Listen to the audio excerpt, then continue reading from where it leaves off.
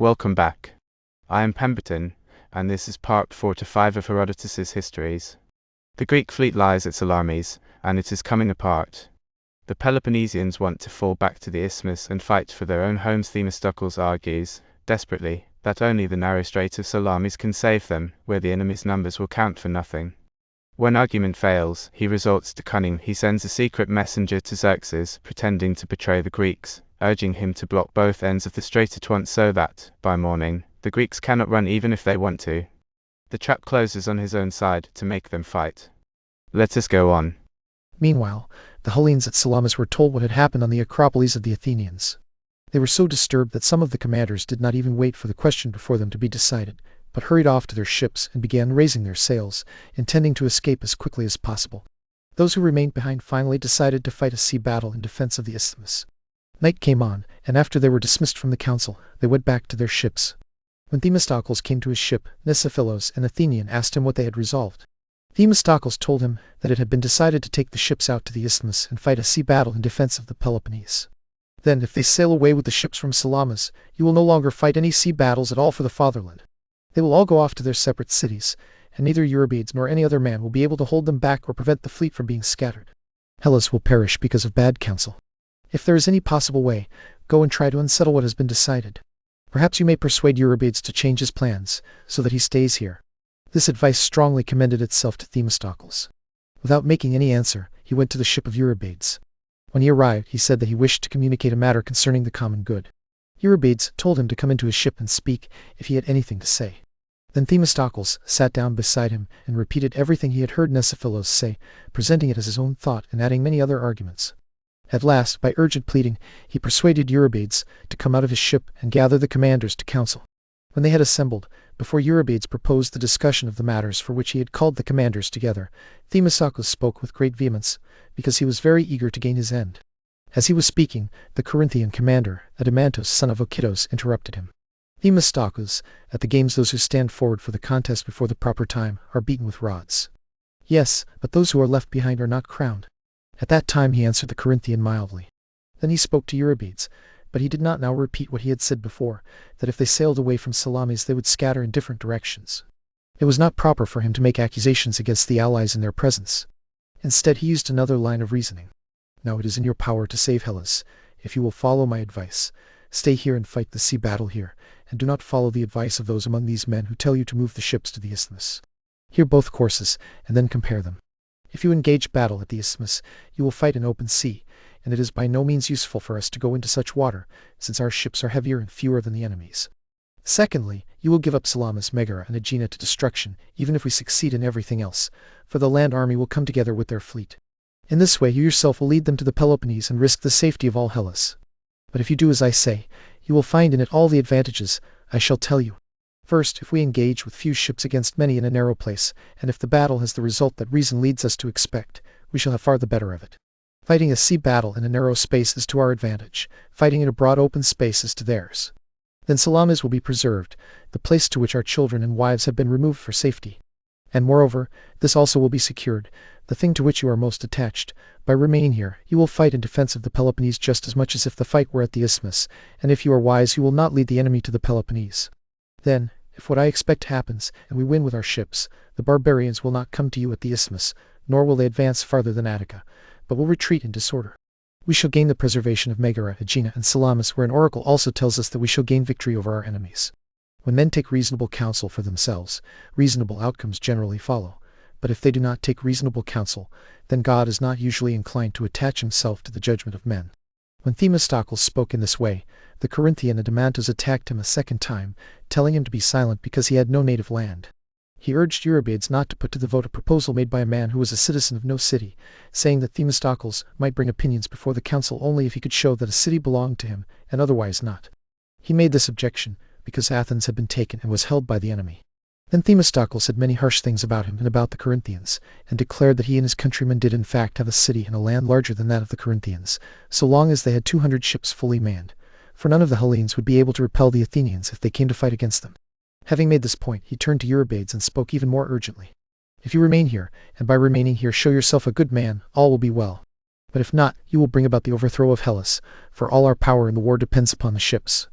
Do as I advise. If, however, you will not do so, we shall immediately take up our households and sail to Cyrus in Italy, which has belonged to us from of old, and which the oracles say is destined to be colonized by us. When you are left alone and deprived of allies such as we are, you will remember my words." When Themistocles spoke in this way, Eurybates was persuaded to change his mind. As I think, he changed his mind chiefly from fear that the Athenians would depart and leave them if he took the ships to the isthmus, for if the Athenians left and went away, the rest would no longer be able to fight the enemy. So he chose this counsel, to stay where they were and settle matters there by a sea battle. Thus those at Salamis, after skirmishing with one another in words, began making preparations for a sea battle there, since Eurybates had so decided.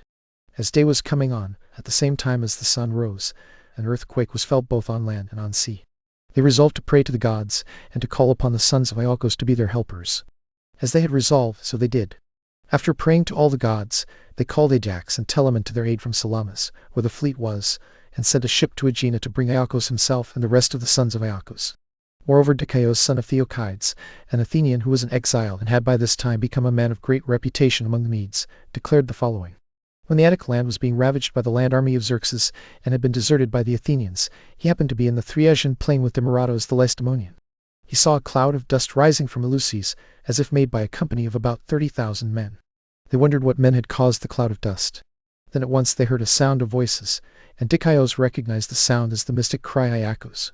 Demaratos, who had no knowledge of the sacred rites performed at Eleusis, asked him what this was that made the sound. Demaratos, it cannot be otherwise than that some great destruction is about to come upon the king's army.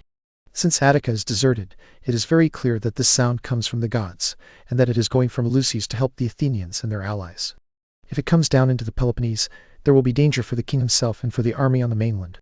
But if it directs its course toward the ships at Salamis, the king will be in danger of losing his fleet.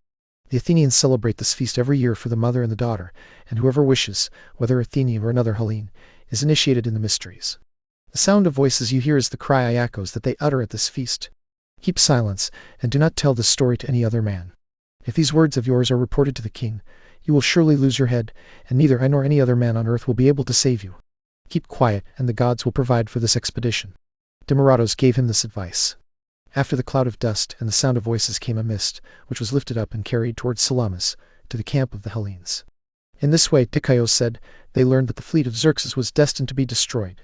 Such was the report made by Dicaios, son of Theodikes, who appealed to Demaratos and others also as witnesses. Meanwhile, those appointed to serve in the fleet of Xerxes had looked in Trachis upon the disaster of the Lacedaemonians, and had crossed from there to Hysia. After staying 3 days, they sailed through Euripos, and in 3 more days they had reached Phaleron. As I suppose, they made their attack upon Athens no fewer in number by land and sea than when they had arrived at Sapias and Thermopylae. Against those who had perished in the storm, those slain at Thermopylae, and those killed in the sea fights at Artemision, I will set those who at that time had not yet been accompanying the king. The Malians, Dorians, Locrians, and Boeotians, who accompanied him in a body except for the Thespians and Plataeans, and besides these, the men of Charistos, Andros, and Tinos, with all the other islanders, except the 5 cities whose names I mentioned before. For the farther the Persian advanced toward the center of Hellas, the more nations accompanied him. So when all these had come to Athens except the Parians, who had remained behind at Kithnos waiting to see how the war would turn out, and when all the rest had come to Phaleron, Xerxes himself came down to the ships. He wished to visit them and learn the opinions of those who sailed in them. When he arrived and was seated in a conspicuous place, those who were despots of their own nations or commanders of divisions were summoned and came before him from their ships. They took their seats according to the rank the king had assigned to each, first the king of Sidon, then the king of Tyre, and after them the rest. When they were seated in due order, Xerxes sent Mardonios to inquire of each one, testing them, whether he should fight a battle by sea. When Mardonios went around asking them, beginning with the king of Sidon, all the others gave opinions to the same effect, advising Xerxes to fight a sea battle. But Artemisia spoke these words. Mardonios, I ask you to tell the king that I, who have proved myself not to be the worst in the sea fights fought near Euboea, and who have performed deeds not inferior to those of others, speak to him as follows. Master, it is right that I set out the opinion I truly hold and say what I happen to think best for your cause. This is what I say, spare your ships, and do not fight a sea battle. These men are as much stronger than your men by sea as men are stronger than women. Why must you run the risk of sea battles? Do you not possess Athens, for the sake of which you set out on your march, and the rest of Hellas too? No man stands in your way to resist you. Those who did stand against you came off as it was fitting they should. Now I will declare how I think the affairs of your adversaries will turn out. If you do not hurry to fight a sea battle, but keep your ships here by the land, either remaining here yourself or even advancing into the Peloponnese, then what you came to do, master, will easily be accomplished. The Hellenes cannot hold out against you for any long time, but you will soon scatter them, and they will flee to their several cities. As I am informed, they have no provisions with them on this island, and if you march your land army against the Peloponnese, it is not likely that those who have come from there will remain still, for they will have no care to fight a battle in defense of Athens. But if you hurry to fight at once, I fear that damage done to the fleet may ruin the land army as well. Moreover, O king, consider this too. The servants of good men are apt to become bad, but the servants of bad men good. You, who are the best of all men, have bad servants, namely those who are counted as allies, Egyptians, Cyprians, Cilicians, and Pamphylians, in whom there is no profit. When she spoke in this way to Mardonios, those who were friendly to Artemisia were grieved by her words, supposing that she would suffer some harm from the king, because she urged him not to fight at sea. But those who envied and were jealous of her, because she had been honored above all the allies, rejoiced at her opposition, supposing that she would now be ruined. When the opinions were reported to Xerxes, however, he was greatly pleased with Artemisia's opinion. Even before this he had thought her excellent, and now he commended her still more. Nevertheless, he gave orders to follow the advice of the greater number. He thought that when they had fought near Euboea they had been deliberately slack because he himself had not been present, whereas now he had prepared to watch them while they fought a sea battle. So when the order was passed to put out to sea, they brought their ships out towards Salamis and quietly arranged themselves along the shore in their several positions. At that time there was not enough daylight for them to engage in battle, for night had come on, but they made preparations to fight on the following day. Meanwhile the Hellenes were possessed by fear and dismay, especially those from the Peloponnese. They were dismayed because, by remaining in Salamis, they were going to fight a battle on behalf of the land of the Athenians, and if they were defeated they would be cut off from escape and blockaded on an island, leaving their own land unguarded. Indeed, the land army of the barbarians was marching forward during that very night toward the Peloponnese. Yet every measure had been taken so that the barbarians would not be able to enter Peloponnesus by land. As soon as the Peloponnesians heard that Leonidas and his company had perished at Thermopylae, they quickly came together from the cities and took post at the isthmus. Their commander was Clymbrotus, son of Anaxandrides and brother of Leonidas. Once posted at the isthmus, they destroyed the Skyrenian way.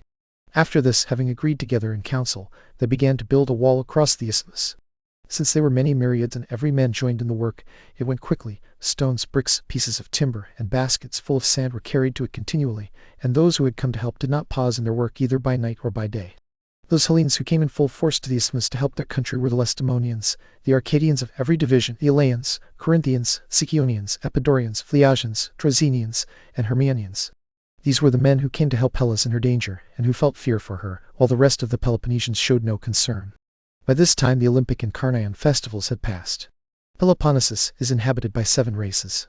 Of these, 2 are native to the soil and are now settled in the same place where they lived of old, the Arcadians and the Kynurians. One race, that of the Achaeans, though it did not remove from the Peloponnese, did in earlier times move from its own land and now lives in land that was not originally its own. The remaining 4 races came in from outside, the Dorians, Aetolians, Dryopians, and Lemnians. The Dorians have many cities of great renown. Of the Aetolians there is only Lis. Of the Dryopians there are Hermion and Asine, the latter opposite Cardamyle in the Laconian land. Of the Lemnians there are all the Perrhaetae. The Kynurians, who are native to the soil, alone seem to be Ionians, but they have become completely Dorian because they are subject to the Argives and through the passage of time, being originally citizens of Orni or dwellers in the country around Orni. Of these 7 nations, the remaining cities, except those I just listed, stood aside and did nothing, and if one may speak freely, in standing aside like this they were in fact taking the side of the Medes. Those at the isthmus were struggling with the labor I have described, since they were now running a race in which their very existence was at stake, and they did not expect any brilliant success from their ships. Those at Salamis, though informed of this work, were still dismayed, fearing not so much for themselves as for Peloponnesus. For some time they spoke of it privately, one man standing by another, and they marveled at the bad judgment of Eurybiades. At last the matter broke out publicly. A meeting was held, and much was said about the same points as before. Some said they ought to sail away to Peloponnesus and run the risk in defense of that land, not stay and fight for a land already captured by the enemy. The Athenians, Eginetans, and Megarians urged that they should stay where they were and defend themselves. Then Themistocles, when his opinion seemed likely to be defeated by the Peloponnesians, secretly left the assembly. After going out, he sent a man in a boat to the camp of the Medes, charging him with what he must say. This man's name was Sikinos. He was a servant of Themistocles and tutor to his children. After these events Themistocles enrolled him as a Thespian citizen, when the Thespians were admitting new citizens, and made him a wealthy man. At this time Sikinos came by boat and spoke to the commanders of the barbarians. The commander of the Athenians has sent me privately, without the knowledge of the other Hellenes. As it happens, he is well disposed toward the king's cause, and would rather that your side should gain the victory than that of the Hellenes. He sends me to inform you that the Hellenes are planning to flee, having been struck with dismay. Now it is possible for you to accomplish a most noble work, if you do not allow them to escape. They are not of one mind with one another, and they will not stand against you in battle. Instead, you will see them fighting a sea battle against one another, those disposed to your side against those who are not. After giving them this message, he departed out of the way. They believed the message deserved credit. First they landed a large number of Persians on the small island of Cytalia, which lies between Salamis and the mainland. Then, when midnight came, they put the western wing of their fleet out to sea, circling around toward Salamis. Those stationed around Chios and Cynosura also put their ships out to sea, and they occupied the whole passage with their ships as far as Manicia. They put out their ships for this reason, so that the Hellenes would not even be allowed to get away, but cut off in Salamis would pay the penalty for the contests at Artemision. They disembarked Persian men on the small island called Cytalia for this reason. When the battle took place, these men could save the men of one side and destroy those of the other, since it was especially likely that men and wrecks from the ships would be cast ashore there, for the island lay in the path of the sea fight that was to come. They did these things in silence, so that the enemy would not learn of them. Thus they made their preparations during the night, taking no sleep at all. As for oracles, I am not able to object that they are untrue, for I do not wish to try to overthrow their credit when they speak clearly, especially when looking at matters such as these that follow. When they join with ships the sacred strand of the goddess, Artemis' golden sword, girded, and you wave-washed Cynosura, driven by a maddening hope, after giving rich Athens to plunder, then divine justice shall quell riot, first born of insolence, longing to overthrow all things and terribly panting for bloodshed. Brass shall encounter brass, and Ares shall redden the sea, staining its waves with blood. Then a day of freedom for Hela shall come from wine, seeing Zeus, and from victory, lady and mother. Looking to such things as this, and when Bacchus speaks so clearly, I myself do not dare to make objections about oracles, nor can I accept them from others. Meanwhile, among the commanders at Salamis there was great contention and speech. They did not yet know that the barbarians were surrounding them with their ships, but thought the enemy was still in the position where they had seen them arranged during the day. While the commanders were engaged in strife, Aristides, son of Lysimachos, came over from Aegina. He was an Athenian who had been ostracized by the people, a man whom I hold, from what I hear of his character, to have been the best and most upright of all Athenians. This man came into the council and called Themistocles out. Themistocles was not his friend, but his enemy to the last degree, yet because of the greatness of the present troubles, Aristides let those matters be forgotten and called him out, wanting to communicate with him. He had already heard that the Peloponnesians were pressing to take the ships away to the isthmus. When Themistocles came out to him, Aristides spoke. At other times when occasion arises, and especially at this time, we ought to compete over which of us will do more service to our country. I tell you now that it makes no difference whether the Peloponnesians say many words or few about sailing away from here. I have seen it with my own eyes, and I tell you that now, not even if the Corinthians and Eurybates himself wish to sail out, will they be able to do so, for we are surrounded by the enemy. Go in then and tell them this. You advise very well, and the news you have brought is good, since you have come after witnessing with your own eyes the very thing I wish to happen.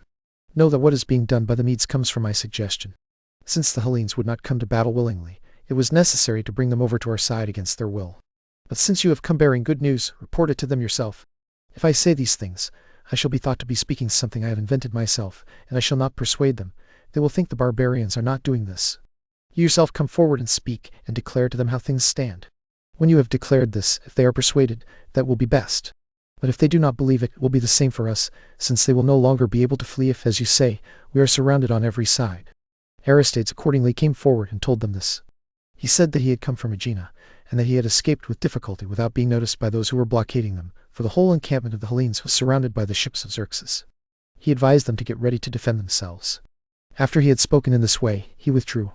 Then dispute arose among them again, because the greater number of the commanders did not believe the report that had been brought to them. While they were still doubting, a trireme manned by Athenians came over, deserting from the enemy. Its commander was Panatios, son of Sosamenes, and it brought them the whole truth. Because of this deed, the Athenians were inscribed at Delphi on the tripod among those who had conquered the barbarians. With this ship that deserted at Salamis, and with the Lemnian ship that had deserted earlier and come to Artemision, the naval force of the Hellenes was completed to the number of 380 ships. Before this, 2 ships had still been lacking to make up that number. The Hellenes, now believing what the Athenians had said, began preparing for a sea battle. As dawn appeared, they held an assembly of those who fought on board the ships and addressed them. Themistocles made a speech more eloquent than the rest. Its substance was to set out, in each of the things that arise in the nature and condition of man, all that is better in contrast with what is worse. After urging them to choose the better, and bringing his speech to this conclusion, he ordered them to embark in their ships. So they began to embark. Meanwhile the trireme from Aegina, which had gone away to bring the sons of Iolcos, came in. And there we leave the Greek fleet penned in the strait by the whole Persian navy, with no way out but through the enemy, exactly as Themistocles intended. Next time, in part 4 to 6, the Battle of Salamis itself, the day that broke the power of Persia at sea, with Xerxes watching it all from a golden throne on the shore.